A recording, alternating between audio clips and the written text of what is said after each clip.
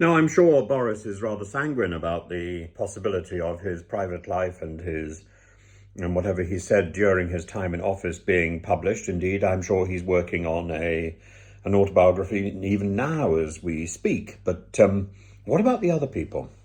What about the other people who are still in positions of authority? Simon Case, Rishi Sunak, the current Prime Minister, the previous Prime Minister. What about Mrs. May? Is she implicated as well as Boris and Hancock and all the usual tribe? There could be a very good reason why the cabinet is trying to stall before delivering all the WhatsApp messages and the 24 notebooks, which apparently are poised with the lawyers ready to be sent. It's not just Boris they're trying to protect, maybe. At least that is one conclusion we can draw. The Times this morning said that very few of these people will emerge unscathed from all the WhatsApp messages going public. What do you need? Oh my goodness. Okay. Shh. Nibble. There we are. One cat is satisfied. It's like looking at the bacteria living in our gut, a necessary part of our biological algorithm, but frankly not something that we necessarily, not something that we want to see. It literally promises to be stomach turning, doesn't it? And if it's stomach turning for you and for me, how much more so must it be for the Cabinet Office? They've got to deal with these people in the future.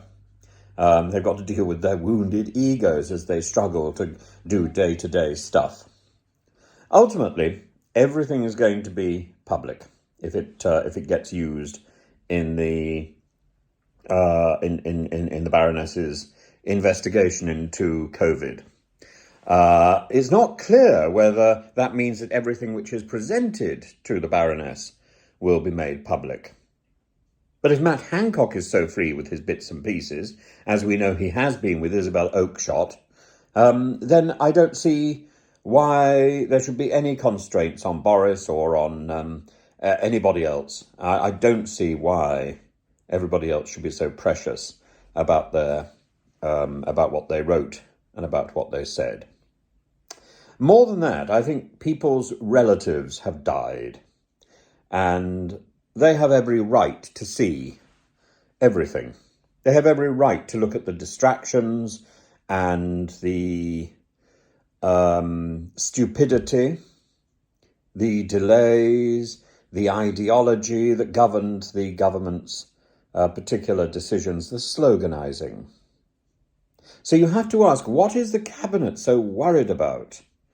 Why is there something even more important than due process, than doing what is right? Because the Baroness says that if people don't surrender this stuff, it's a criminal offence.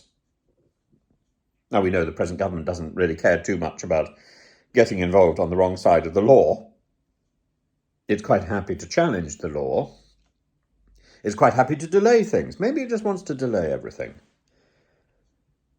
But when you look at it from the point of view of somebody whose relatives have died because of government actions, we should be able to see everything. Nothing should be hidden. What is the current government trying to conceal? That is the fundamental question. It's not about Boris. It's about the current government. Don't be distracted by this one. This is not about Boris.